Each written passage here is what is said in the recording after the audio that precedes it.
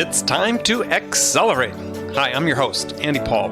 Join me as I host conversations with the leading experts in sales, marketing, sales automation, sales process, leadership, management, training, coaching, any resource that I believe to help you accelerate the growth of your sales, your business, and most importantly, you.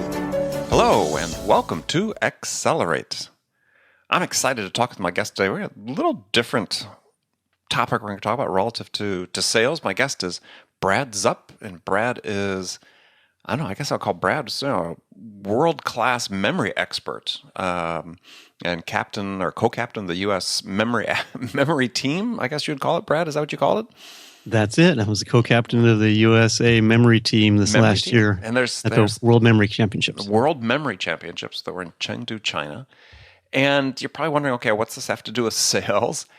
And if you've read my books at all and things I've written, you know that I believe memory has a lot to do with your success in sales. Your ability to recall the details of the deals you're working on and the customers you're dealing with and so on, all of that, and not relying on having access to technology to recall it.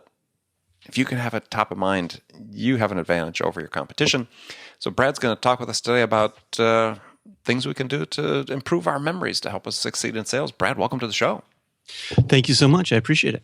So let's talk a little bit before we get into the meat of the matter. Is, gosh, how'd you get into being a memory expert? I know it sounds kind of strange, doesn't it? Well, when I was about to turn 40, I found myself walking into rooms and not realizing why I was there. Wait. So at age 40? Yes. Yep.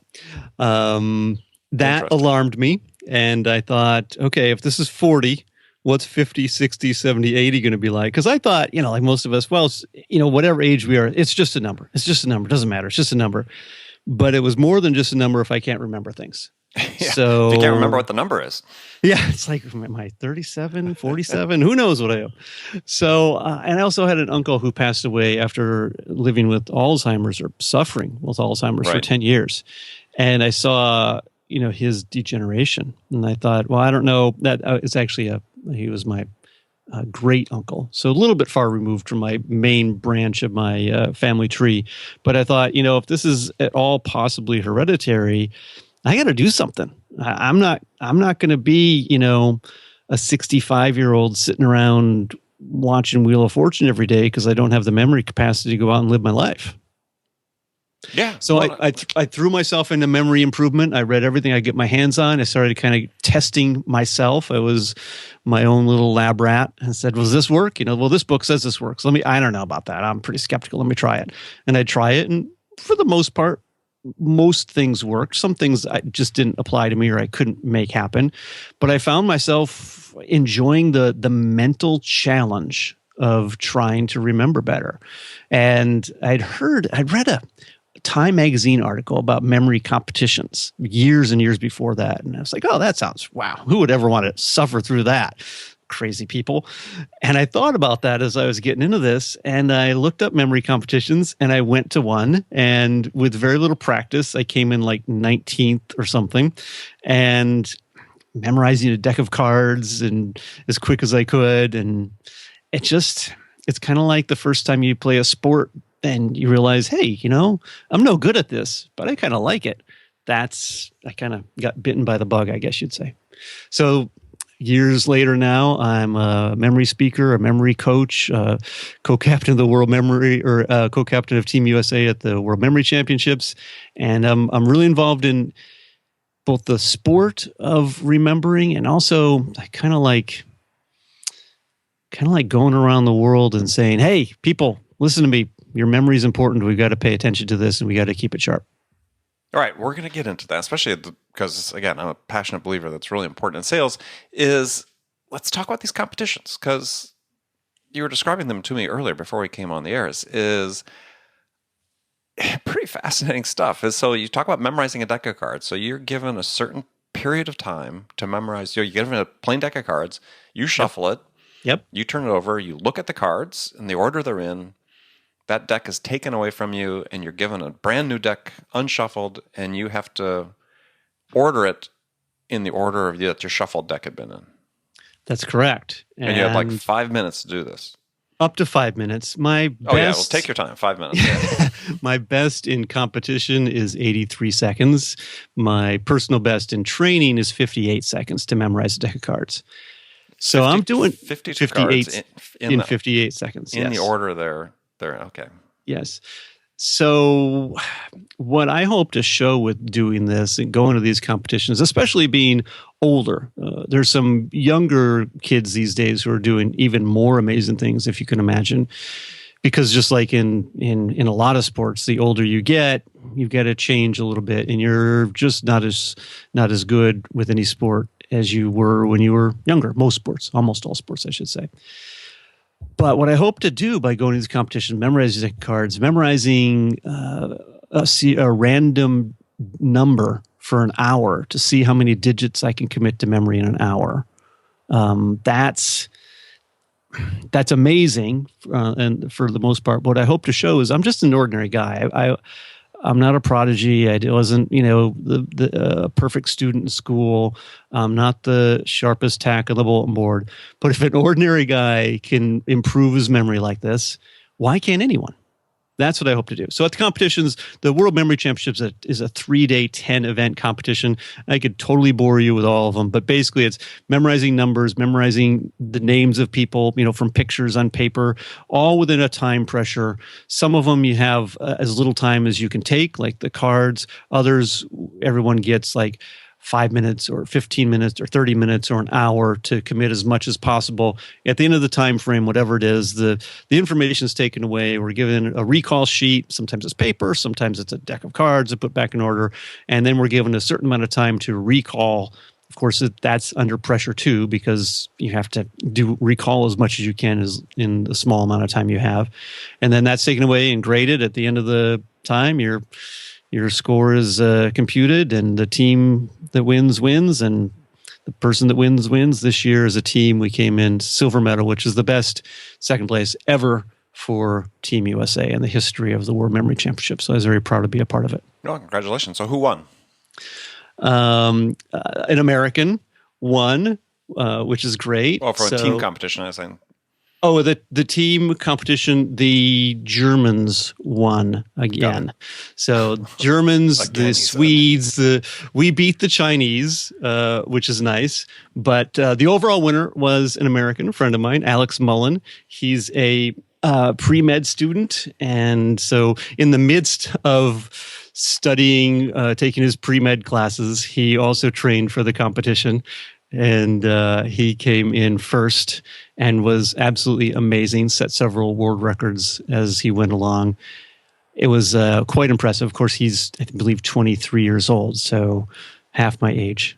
But it's amazing what people are doing these days. And the power of our minds, I think, is a large untapped area. Right. But as you talked about, most importantly, this is a learned skill. Definitely. Yeah. I mean, that's not, you're not born with the capacity to be, somebody has an eidetic memory, I guess. But most people, it's a learned skill. Just like sales, I think. Yeah, I mean, there are some people that can just shake a hand and, sell anything. It's like, here, sell this. Okay, great. Hey, buddy, check this out. They have the facility for building rapport with people and making them feel comfortable and so on. Yeah. But if you don't have that skill, I believe that skill can be learned. Right. You talked in one of your other podcasts about it being more of an introvert, as am I. But we can learn to turn it on, and we can learn when it's appropriate to be a little bit more extroverted, and we can have conversation stuff. All that stuff can be learned. Closing techniques can be learned. Asking questions can be learned. When to ask the right question can be learned. Asking leading questions, all that stuff in sales can be learned with a good coach like yourself.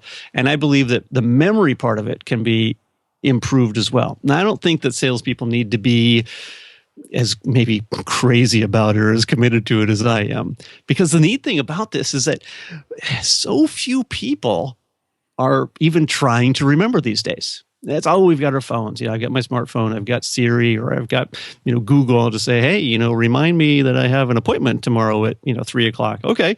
And we're all set.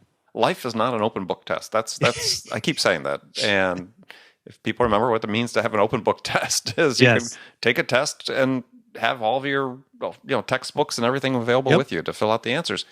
And we used to love those in college, is have open book tests. They were easy. But they didn't necessarily show you what you knew. Yeah, there was always a trick to them, right? So more was demanded of you as a result of that. So I But think life is the today, same way. I think today, with so few people trying to remember, a small improvement on a salesperson's part in remembering something makes you look like you're a superhuman. Well, I think that's It's absolutely like, true. whoa, he remembered my name, or oh, he remembered my kid at a baseball game, and he asked me about it, or she remembered I hated blue, and there was no way I was going to buy a blue car. Wow, she's amazing.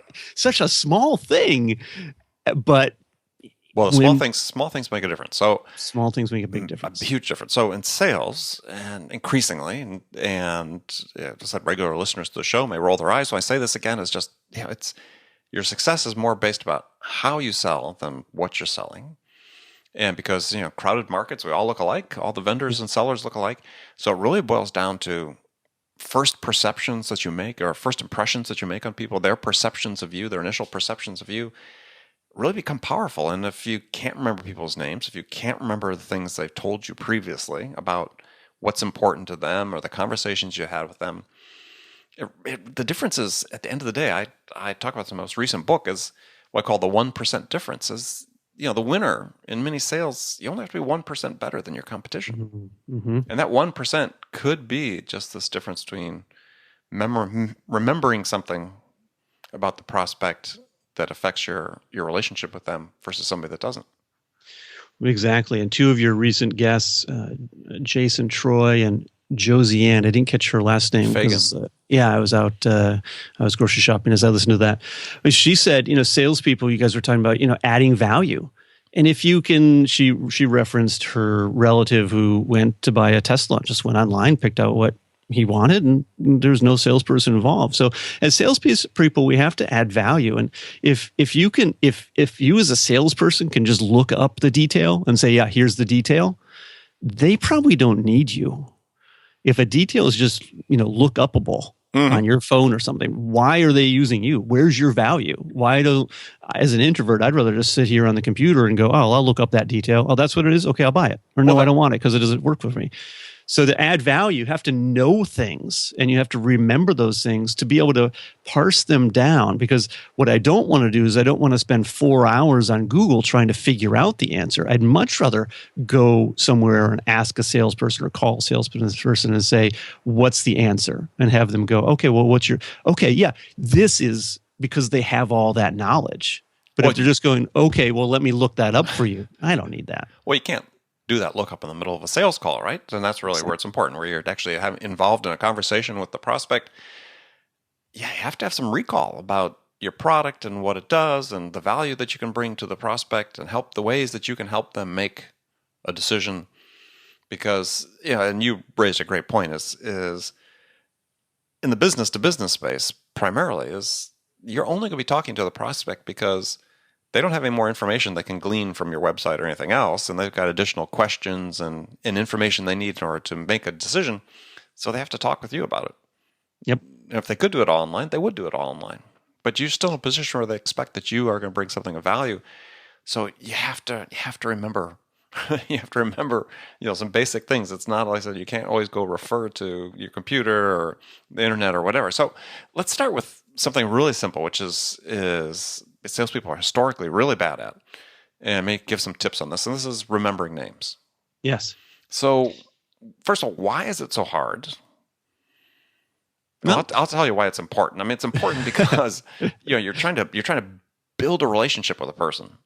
Yep. And if you can't remember their names, starts you out in a bad foot, doesn't it? Oh, it's horrible. And I always tell a story about this back when much younger, and my wife at the time, we hung out with this group of like 5 couples, and we'd see these people several times a year. And one of the couples could never remember either my name or my ex-wife's name. And it really became annoying. I mean, this happened over a course of years, maybe like 10 years. And would you buy something from that person? Well, absolutely not. No, they can't remember my name after I've met them this many times. I'm not going to buy something from them. Well, and they just obviously weren't trying. So, I mean, my childish response to it is I started calling them by wrong names intentionally every time we were together. Just to mess with them. Just to mess with them. But you don't do Very that. mature of you, Andy. Very mature of me. So you're not going to do that in a sales situation. So why is it so hard to remember a name? Well, it's an abstract.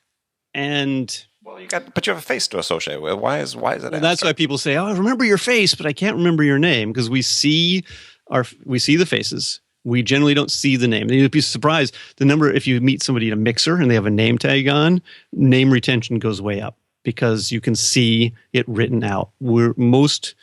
Even people that say they learn best by hearing. Mm-hmm. I think they're the rare side because even they don't necessarily catch the name. The other thing with the face is our minds love to remember pictures. Scientists done this isn't just Brad Zupp, supposed memory expert, talking. What I talk about is what the scientists have figured out and what I've tested on myself. And I know from what scientists say and what my mind likes is I can remember a picture so much better than I can remember a group of words on a page. Just because the mind likes pictures for whatever reason. So we see a face, and that's basically a picture, even if it's live. It's an image, and a name is something we hear or even just read. It's just a series of made up letters. I mean, letters are made up. It's just a way to communicate information. An A doesn't mean anything. Andy, that doesn't mean anything. So I mean, think of people who can't read. The literal Andy literally means nothing to them. Right. It's just, it's a made up thing. So our mind is kind of looks like that. Our mind is kind of illiterate in that memory way of seeing an Andy isn't memorable to it.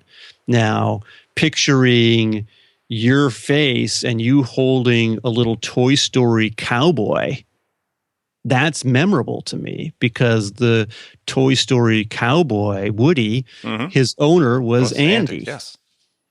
So if I picture you, we're at a business event or a mixer or something, and you're in your suit and tie and you're carrying around this life-size Woody, teddy bear, basically. And I'm going to be like, oh, I'm going to see you next time. And my mind's going to go, oh, he looks familiar. Oh, yeah, he's the guy. What was he? Was he carrying around a teddy bear? No, he was carrying around that Woody. Why was his name Woody? No, his name is Andy. Because if your name was Woody, I'd picture you with the whole Woody outfit on. I'd picture you, and instead of wearing your tie, maybe you'd have a bolo tie, or you'd have a cowboy hat, and you'd be wearing spurs with your expensive suit. So I'd picture that, and it'd be like, oh, why do I see him in it? Does he like riding horses? Is he from the out west? No, he's Woody. Hey, Woody, how you doing? And I'd have it. So that's your tip then for remembering. That's kind of an advanced tip. Advanced tip for names is do an association. So but the first part is what Jason Troy was saying about introducing people and stuff like that. Very hard to introduce people if you can't remember say, hey, what brought you here? Oh, your name's Andy. Okay, great. Oh, somebody over here. Hey, do you know Andy? Very hard to do that if you can't remember Andy's name for 10 seconds. Right.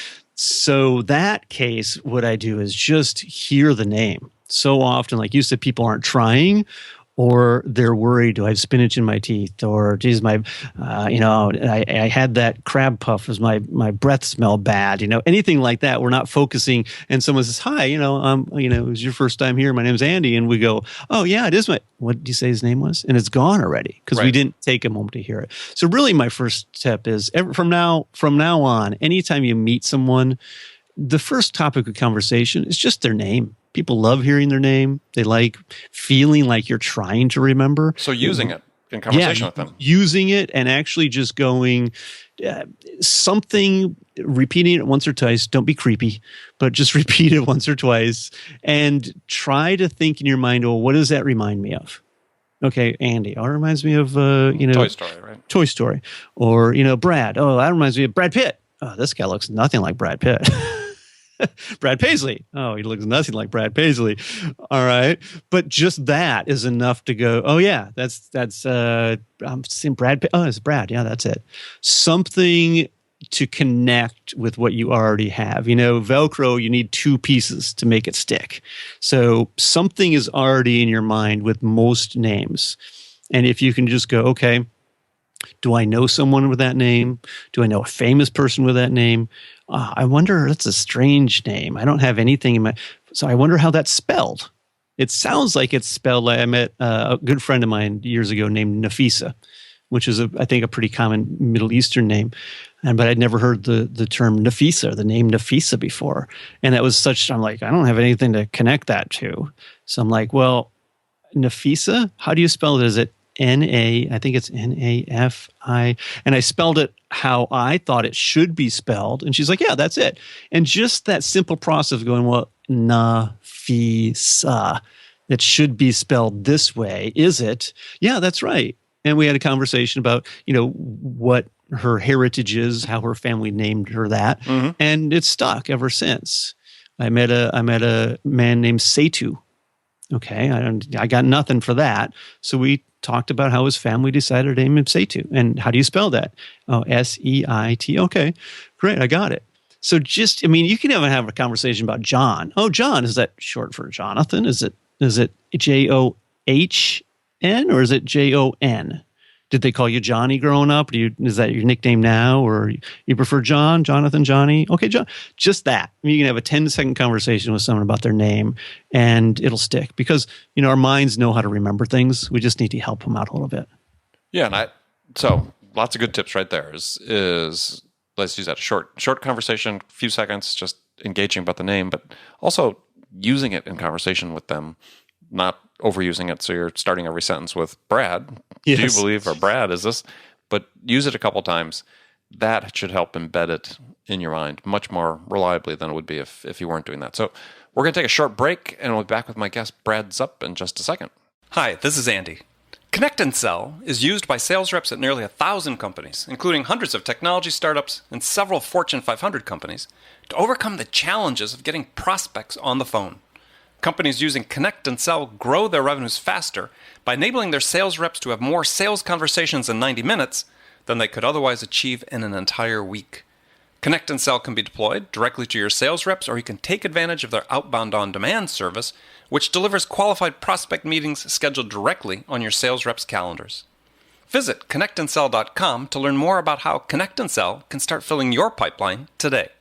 All right, I'm back with my guest today, Brad Zupp, co-captain of the U.S. memory team at the recent World Memory Championships in Chengdu, China, and helping us some tips about how we can, as salespeople, how we can get better at remembering certain things, or everything, actually. And so we talked about, before the break, a couple tips to help make it easier to remember names. Now, the next big thing is we've got sort of a little bit of an issue with sales that's, not a new issue at all, is salespeople are so anxious to ask the questions they have that they don't really listen to the answers that they're getting.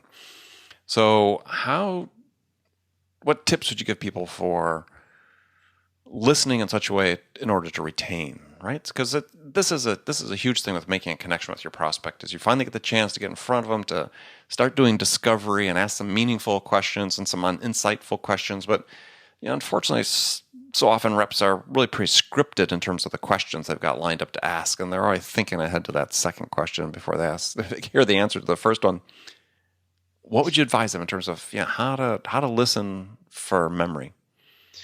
Well, certainly if you're in the situation, it doesn't always work this way, but taking notes is good, because that gives you a chance to actually write down things, which will help your memory, and also to kind of stifle your natural reaction and jump in and what about this? What do you think? And be overly enthusiastic, just to jot things down. And obviously, that's more for a sales person that has needs to take notes, a higher end type thing. What? And let me ask a question about that, because I have this. I still, after decades selling, still have this question in my mind about whether I listen better just listening all the way through and take notes at the end of the meeting, as opposed to taking notes as we go. For me, and I speak for what works best for me, I haven't done extensive studies, but I do like to take notes as I go. But you don't have to. That's the nice thing about remembering. And it depends. If you're in a 2-hour fact-finding meeting with a prospective client, if you're a financial planner or something like that, or an attorney, you better be taking notes because, even me as a memory expert, I don't know if I'm going to remember that tiny but important detail they said 5 minutes in, answer to question number 1 when I'm at the end of my 90-minute meeting. But some people just sit back and hear it. I think it really starts for me before the meeting, before the actual sales call, and it comes back to being still and being focused, and that helps memory too. I hesitate sometimes to use the word meditation because it has a negative connotation to so many people.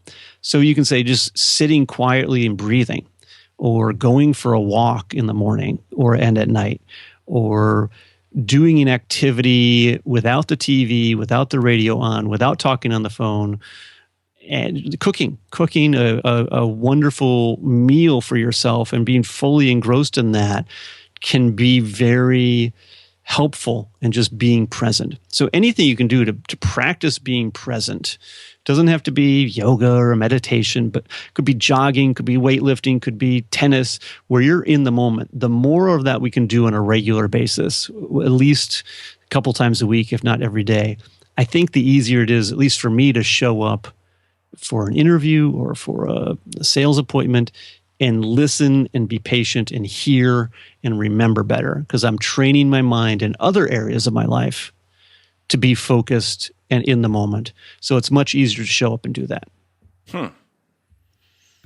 That's interesting. I mean, it's a great perspective to sort of think about as you practice. If you're not going to practice meditation and being in the moment, or mindfulness, as you talked about, or you didn't use mindfulness, but the same, that's what I mean. Mind, right? But some people go, "Oh, mindfulness! I don't want to do that." Whatever, going for a walk in the woods, whatever you want to call it. Yeah, let's call it mindfulness, because why not? Why not? And it's We're really crazy. It's really what it's all about. And we can't accommodate everybody. So that's really an important skill, and certainly I incorporate that in what I do. I teach it to audiences. I talk about how listening skills, about how to be mindful and present.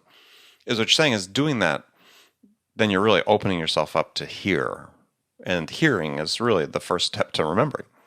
Exactly. There are really 3 steps to remembering, which I discovered as I threw myself into this years ago.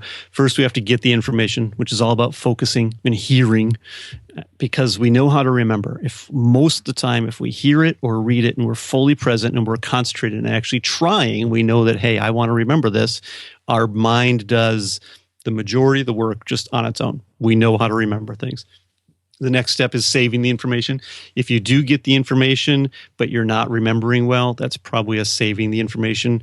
And that's all about having a messy mind closet. If your mind's cluttered and you're stressed out and you're just piling way too much stuff in there and you're not organizing it and not going through at the end of the day, kind of going, okay, what did I learn today? I'm going to put that over there. I'm going to sort through it. That makes sense. So that goes with it. Kind of group things together mentally.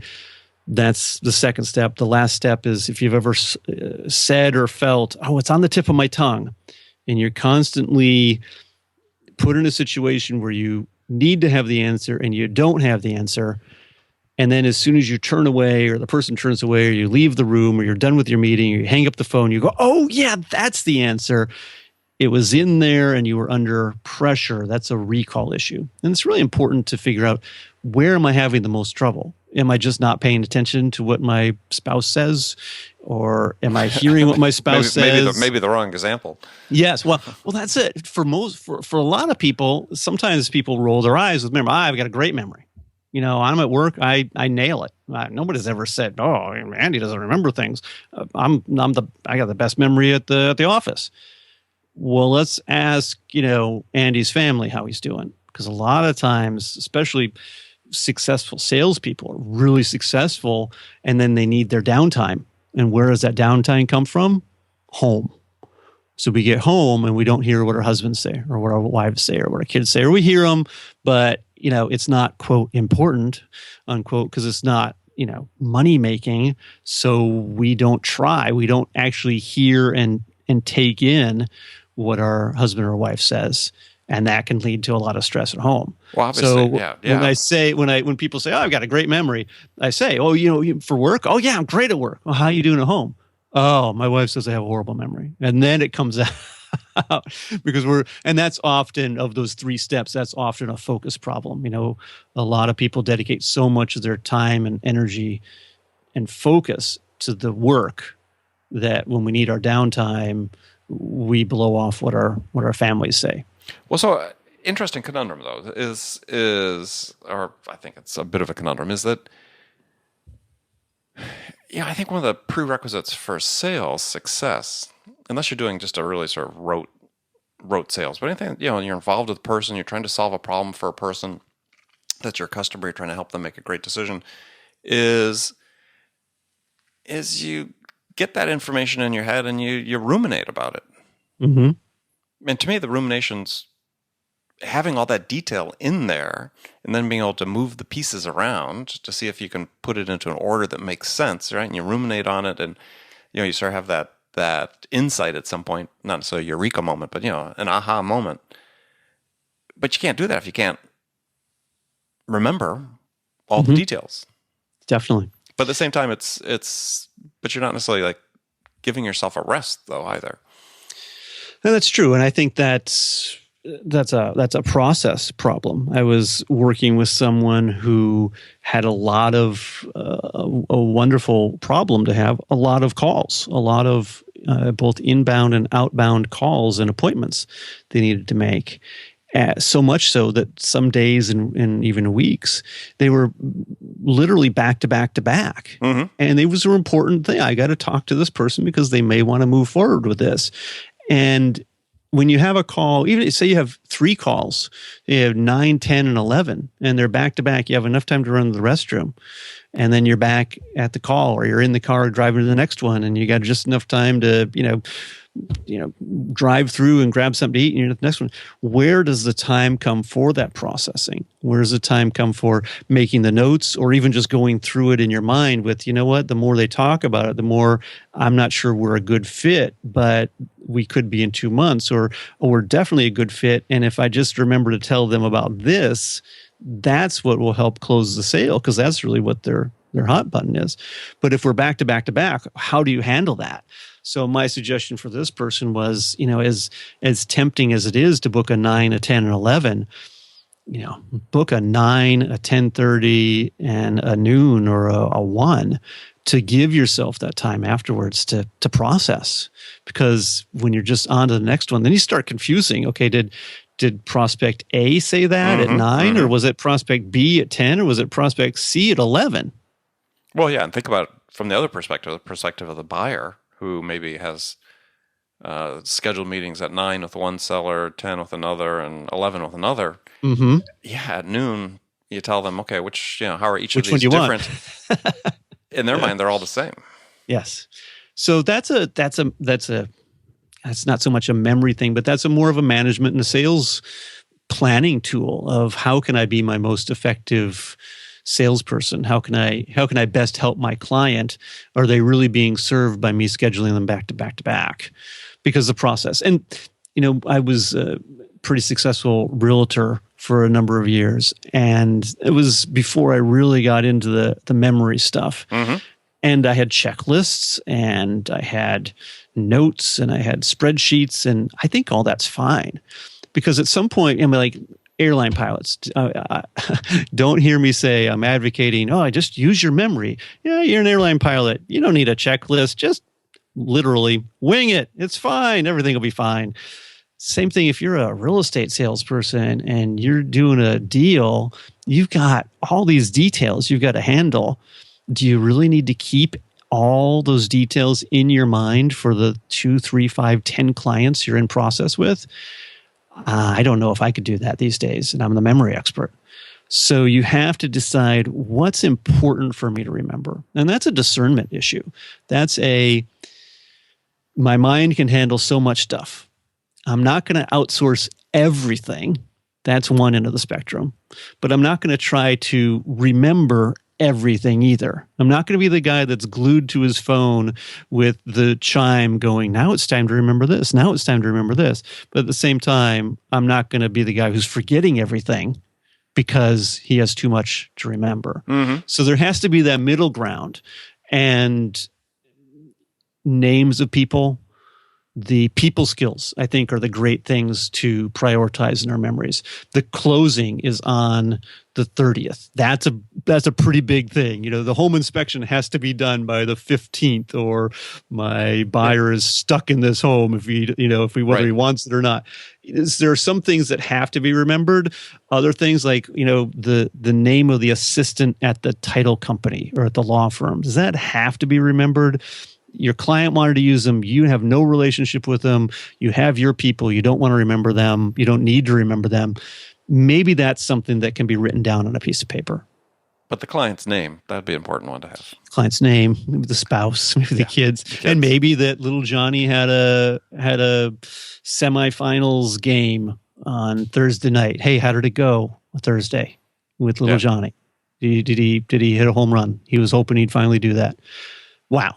That's a big thing right there. Yep. Well, good. Well, Brad, it's been great talking to you. How can people find out more about you?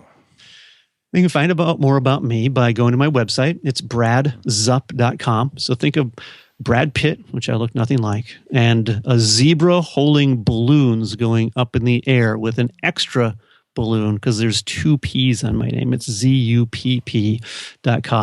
If people want a free report, it's bradzupp.com/ wait for it, free report. So that should be easy enough to remember. Say, I want the free report from that guy, and you probably will find it. And I'm available for coaching, but also public speaking. That's where I do the most good. I think I'm just going around the world trying to convince people to remember better. And if only they could remember to call you. That's right. You would have more business. So, Brad, thanks for joining me. And remember, that's Brad Zupp. You think about the zebra balloons going up, extra 2 balloons, we'll say. That would give 2 Ps. And again, thanks for being on the show. I really appreciate it. Thank you so much, Andy. No, my pleasure. And remember, friends, make it a part of your day every day to deliberately learn something new to help you accelerate your success. And one easy way to do that is to make this podcast Accelerate a part of your daily routine, listening on your commute, in the gym, or make it part of your morning sales meeting. Actually, I wouldn't have to do this end pitch here if everybody was remembering what I'd said. That way you won't miss any of my conversations with top business experts, like my guest today, Brad Zupp, who shared his expertise about memory and about how to use that to accelerate the growth of your business. So thanks for joining me. Until next time, this is Andy Paul. Good selling, everyone. Thanks for listening to the show. If you like what you heard and want to make sure you don't miss any upcoming episodes, please subscribe to this podcast on iTunes or Stitcher.com. For more information about today's guest, visit my website at andypaul.com.